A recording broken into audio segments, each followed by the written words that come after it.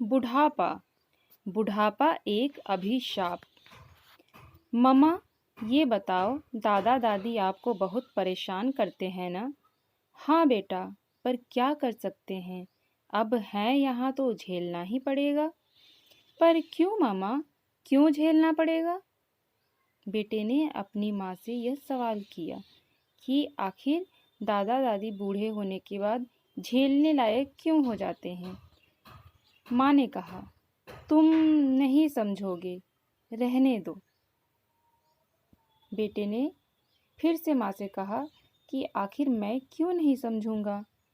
एक काम करते हैं मामा, इन दोनों को चाचा चाची के घर भेज देते हैं।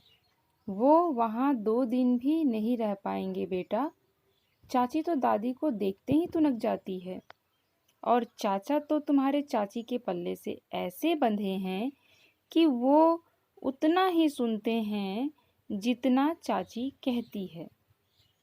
वहाँ इनका कोई गुजारा होने वाला नहीं।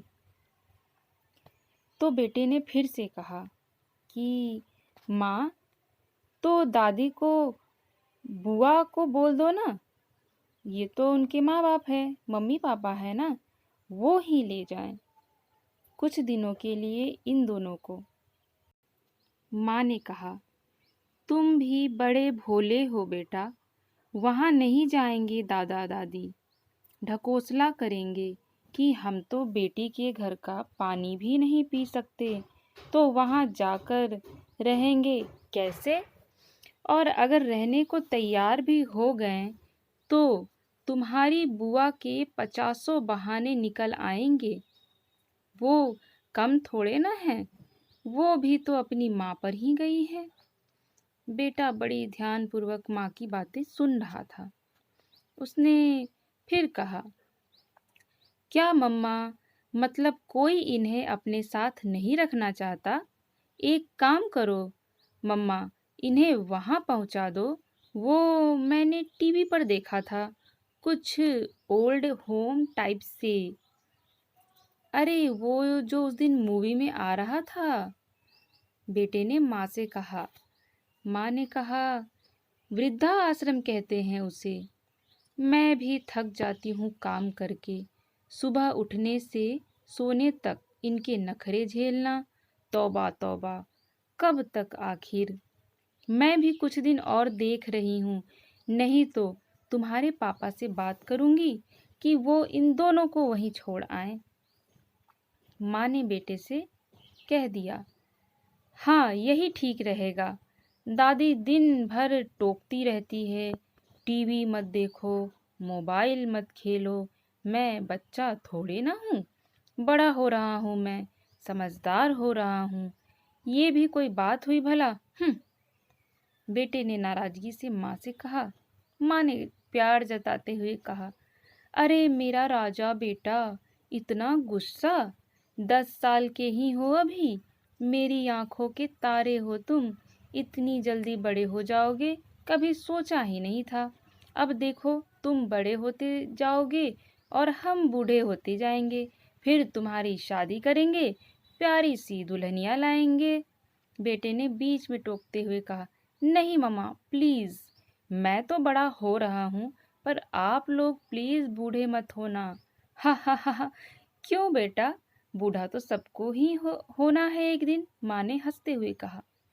बेटे ने कहा, पर मम्मा, आप लोग बूढ़े हो जाओगे और मेरी वाइफ आएगी तो उसे भी ऐसे ही परेशान होना पड़ेगा ना। वो भी तरह तरह की आइडिया सोचेगी कि कैसे आप लोगों को यहाँ से हटाया जाए। नो मम्मा प्लीज़ नो, आप भी दादी की तरह हो जाओगी और मेरी वाइफ को परेशान करोगी। मैं ऐसा नहीं होने दूंगा। एक काम करूंगा, मैं मेरी शादी होते ही आप दोनों के लिए ओल्ड एज होम बुक करा दूंगा, जहां आप लोग रह सकोगे और मैं और मेरी वाइफ भी चैन से रह लेंगे। माँ ने कहा, हमारा घर है हमारे पास, तुम रहना अपने घर में अपनी वाइफ को लेकर। यही करोगे तुम? पाल पोस कर बड़ा कर रहे हैं और तुम हमें वृद्धाश्रम भेजने की तैयारी कर रहे हो? वाह बेटा वाह, मम्मा मैं कहाँ कुछ गलत कह रहा हूँ। दादा दादी ने भी तो पापा बुआ को पाला पोसा ही होगा ना।